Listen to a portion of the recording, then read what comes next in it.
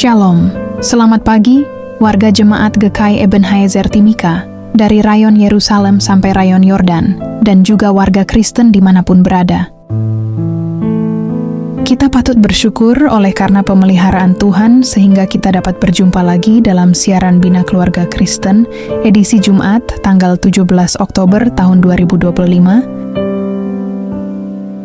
Renungan di pagi ini mengangkat tema sentral GKI di tanah Papua, yaitu janji kepada budak-budak Ibrani tidak ditepati, yang akan disampaikan oleh Syamas Ibu Wehelmina Rompis. Mari kita berdoa. Syukur kepada Tuhan yang telah menjaga dan melindungi kami, yang telah mengizinkan kami bangun di pagi dengan keadaan yang kami rasakan. Kami berterima kasih Tuhan untuk waktu dan kesempatan yang masih Tuhan berikan kepada kami. Sebelum kami melakukan aktivitas kami di pagi yang indah ini Tuhan, kami hendak membaca serta merenungkan akan kebenaran firman Tuhan. Berkati kami sekalian, karena kami telah siap untuk mendengarkan kebenaran firman-Mu. Di dalam nama-Mu Yesus Kristus, kami berdoa. Amin.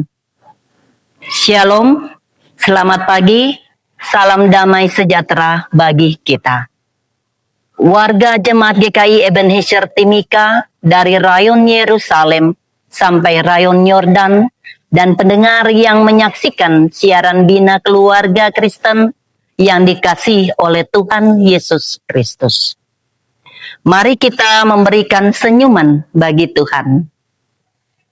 Puji syukur kita panjatkan kepada Tuhan Yesus Kristus, karena oleh kasih dan penyertaan-Nya, kita dapat kembali menikmati pagi yang penuh berkat dan pengharapan di hari yang ke-290, pada hari Jumat tanggal 17 Oktober, minggu ke-41 dalam tahun 2025. Mari bersama kita memulaikan hari ini dengan renungan firman Tuhan yang diambil dari Yeremia pasal 34, ayat 18 sampai 20. Demikian kata firman Tuhan. Janji kepada budak-budak Ibrani tidak ditepati, dan aku akan menyerahkan orang-orang yang melanggar perjanjianku dan yang tidak menepati isi perjanjian yang mereka ikat di hadapanku, dengan memotong anak lembu jantan menjadi dua untuk berjalan di antara belahan-belahannya. Pemuka-pemuka Yehuda, pemuka-pemuka Yerusalem, pegawai-pegawai istana, imam-imam dan segenap rakyat negeri yang telah berjalan di antara belahan-belahan anak lembu jantan itu, mereka akan kuserahkan ke dalam tangan musuh mereka, dan ke dalam tangan orang-orang yang berusaha mencabut nyawa mereka, sehingga mayat mereka menjadi makanan burung-burung di udara dan binatang-binatang di bumi. Demikian firman Tuhan sebagai pelita bagi kaki kita dan terang dalam hidup. Kiranya Roh Kudus menolong kita untuk memahami dan melakukan firman Tuhan dalam hidup kita sehari-hari. Bapak, Ibu, dan saudara-saudari yang berbahagia dan dikasihi oleh Tuhan Yesus Kristus, renungan kita di pagi ini saya beri tema yaitu perjanjian yang dilanggar dan penghukuman yang tidak terelakkan. Bapak, Ibu, dan saudara-saudari yang berbahagia dan dikasihi oleh Tuhan Yesus Kristus, latar belakang dari pasal 34 kitab Yeremia berbicara tentang Raja Sedekia dan bangsa Yehuda yang berjanji di hadapan Tuhan untuk membebaskan budak-budak Ibrani sesuai dengan hukum Musa. Namun setelah situasi mulai membaik, mereka menarik kembali janji itu dan memperbudak kembali saudara-saudara mereka. Perbuatan itu bukan sekadar pelanggaran sosial, melainkan pengkhianatan terhadap Tuhan yang menjadi saksi perjanjian mereka. Bapak, Ibu, dan saudara-saudari yang diberkati dan dikasihi oleh Tuhan Yesus Kristus, dari pembacaan firman Tuhan di pagi ini, saya ingin menguraikan penjelasan ayat 18 sampai 20 sebagai berikut. Ayat 18 dengan kutipan kalimat, "Dan orang-orang yang telah melanggar perjanjian denganku."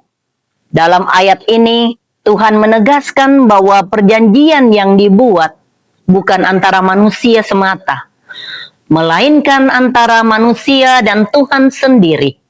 Karena mereka telah bersumpah di hadapan Tuhan dan melanggar sumpah itu. Bahwa perjanjian dengan potongan anak lembu menggambarkan konsekuensi kematian bagi pelanggar janji. Karena mereka sendiri berjalan di antara potongan lembu sebagai simbol yang seolah berkata, "Biarlah aku menjadi seperti hewan. Ini jika aku melanggar perjanjian ini." Namun, mereka tidak menepati janji itu. Dan kini kutuk perjanjian itu menimpa mereka. Ayat 19 dengan kutipan kalimat, "Para pemuka Yehuda, para imam dan seluruh rakyat negeri," Tuhan menegaskan bahwa penghukuman itu tidak pandang bulu. Baik terhadap pemimpin rohani, pemimpin politik, bahkan rakyat biasa turut bersalah. Sebab mereka semua ikut berjanji dan mereka semua melanggarnya. Ini menunjukkan bahwa dosa kolektif bangsa dapat mengundang murka Tuhan atas seluruh negeri, terutama bila kemunafikan merajalela di antara umat yang seharusnya menjadi teladan iman. Ayat 20 dengan kutipan kalimat, "Akan kuserahkan ke dalam tangan musuh-musuh mereka. Mayat mereka menjadi makanan bagi burung-burung." Bahwa inilah bentuk penghukuman yang nyata dan mengerikan. Karena Tuhan menyerahkan bangsa Yehuda kepada Babel, sehingga tidak ada lagi perlindungan ilahi karena mereka telah mengkhianati Tuhan.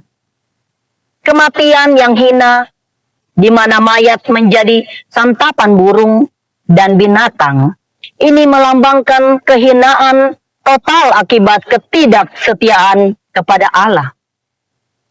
Bapak, Ibu, dan saudara-saudari yang diberkati dan dikasihi oleh Tuhan Yesus Kristus, Yeremia 34 pasal 18-20 mempunyai makna rohani yang perlu kita ketahui, yaitu dari ayat-ayat ini.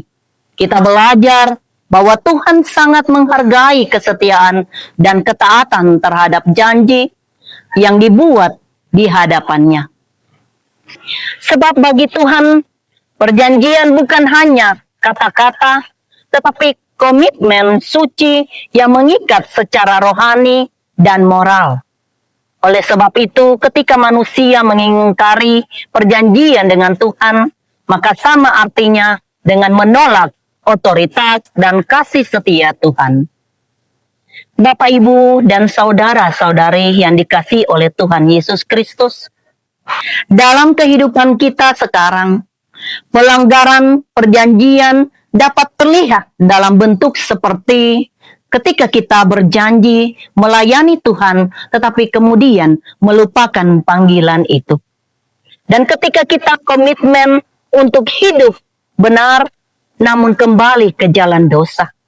Serta ketika kita berjanji di hadapan Tuhan dalam pernikahan, pelayanan, atau pekerjaan, namun tidak menepatinya. Maka kita harus tahu bahwa Tuhan menuntut kesetiaan, bukan kemunafikan. Bapak, Ibu, dan saudara-saudari yang dikasihi oleh Tuhan Yesus Kristus, pesan rohani bagi kita bahwa kita sebagai umat Tuhan dipanggil untuk hidup dalam kesetiaan. Jangan sampai kita membuat janji di gereja dan di hadapan Tuhan atau dalam doa, tetapi kemudian melanggarnya karena keadaan berubah. Sebab Tuhan lebih menghargai satu janji kecil yang ditepati daripada banyak janji besar yang diingkari. Karena dalam dunia sekarang, Ketika banyak orang mudah mengingkari komitmen, maka mari kita menjadi umat yang setia kepada janji Tuhan, sebab kesetiaan kita mencerminkan iman kita. Warga jemaat GKI Ebenezer Timika dari rayon Yerusalem sampai rayon Yordan, dan pendengar yang menyaksikan siaran Bina Keluarga Kristen yang dikasihi oleh Tuhan Yesus Kristus. Kesimpulan dari Yeremia 34 ayat 18 sampai 20 ingin mengingatkan kita bahwa Tuhan adalah Allah yang setia dan adil. Sebab Tuhan menuntut umatnya untuk menepati perjanjian dan janji yang dibuat di hadapannya, karena ketidakkesetiaan mendatangkan hukuman, tetapi kesetiaan mendatangkan berkat dan perlindungan. Maka marilah kita sebagai umat Tuhan, agar yang pertama, periksa diri apakah kita masih setia pada janji dan komitmen kita kepada Tuhan. Yang kedua, kembalilah kepada ketaatan, karena lebih baik terlambat bertobat daripada terus berjalan dalam pelanggaran. Dan yang ketiga, hidup dalam kesetiaan. Sebab Tuhan setia kepada janjinya bagi mereka yang setia kepadanya. Kiranya firman Tuhan di pagi ini meneguhkan langkah kita untuk hidup setia kepada Tuhan hari demi hari. Tuhan Yesus memberkati dan menyertai kita di hari ini. Amin. Mari kita berdoa. Terima kasih ya Tuhan Yesus. Terima kasih untuk firman yang baru saja hamba sampaikan di pagi ini. Biarlah kita tetap setia pada janji dan komitmen kita kepada Tuhan. Kiranya firman Tuhan di pagi ini meneguhkan langkah kita untuk hidup setia kepada Tuhan hari demi hari. Ya Allah Bapa kami dalam kerajaan sorga, hamba berdoa bagi seluruh jemaat-Mu GKI Ebenezer dan seluruh pendengar Bina Keluarga di hari ini. Kiranya Tuhan selalu memberkati kami semua. Beri sehat dan kuat kepada kami. Biarlah segala aktivitas yang akan kami lakukan di hari ini, semuanya berkenan di hadapan-Mu Tuhan. Tuhan memberkati kami semua. Yang sakit Engkau mau sembuhkan, yang lemah Engkau mau kuatkan, yang berbeban berat Engkau mau pulihkan mereka. Supaya apa yang mereka rencanakan, apa yang mereka harapkan di dalam setiap kehidupan mereka masing-masing, dalam kehidupan keluarga mereka, Tuhan buat mereka berhasil. Hamba berdoa bagi pelayanan-Mu yang ada di dalam jemaat GKI Ebenezer, baik Ibu Pendeta Dina maupun Ibu Pendeta Marta Korwa. Tuhan Yesus memberkati mereka, agar supaya sehat dan kuat Tuhan terus berikan kepada mereka. Supaya apa yang mereka lakukan, apa yang mereka dalam pelayanan dalam jemaat kami GKI Ebenezer, Tuhan selalu memberkati mereka, supaya mereka selalu berjalan di dalam naungan Tuhan Yesus Kristus. Dan bagi majelis Penatua dan Syamas, Tuhan memberkati kami sekalian, supaya dengan tanggung jawab kami masing-masing telah Engkau berikan kepada kami, kami dapat lakukan itu untuk demi hormat dan kemuliaan nama-Mu Tuhan. Memberkati setiap panitia yang ada dalam jemaat GKI Ebenezer, baik panitia hari besar gerejawi, panitia sidang jemaat, panitia Natal dan Tahun Baru. Tuhan memberkati mereka semua, agar supaya mereka dapat melakukan tugas tanggung jawab mereka hanya seturut dengan kehendak Tuhan sendiri. Hamba berdoa Tuhan, dalam kehidupan kami masing-masing, hamba tidak tahu apa saja yang mereka minta kepadamu Tuhan. Biarlah Tuhan mendengar dan Tuhan akan menjawab seturut dengan kehendak Tuhan. Semua rencana harapan bagi kehidupan keluarga mereka masing-masing, Tuhan buat mereka berhasil. Berkati anak-anak mereka yang terpisah jauh, baik yang bersekolah di area Timika maupun yang jauh terpisah dengan mereka. Tuhan memberkati, supaya dengan rencana, harapan, cita-cita mereka, Tuhan buat mereka selalu dalam tangan Tuhan, selalu memberkati mereka sehat dan kuat akan Tuhan terus nyatakan dalam kehidupan mereka. Terima kasih ya Tuhan Yesus Kristus, kami serahkan seluruh kehidupan kami hanya ke dalam tangan-Mu. Biarlah semua apa yang kami lakukan di hari ini berkenan kepadamu Tuhan. Dan ampunilah kami ketika Engkau dapati kami melakukan kesalahan. Biarlah dosa-dosa kami Engkau sucikan kami dan kami layak di hadapan-Mu Tuhan. Inilah doa sembahyang kami, inilah syukur kami. Kami mau serahkan ke dalam tangan-Mu. Di dalam nama-Mu Yesus Kristus Tuhan dan Juru Selamat, kami telah berdoa kepadamu. Amin. Demikianlah renungan firman Tuhan yang telah kita dengar di pagi ini.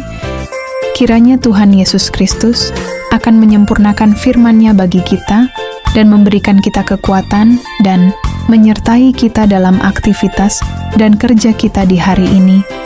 Tuhan Yesus memberkati. Shalom.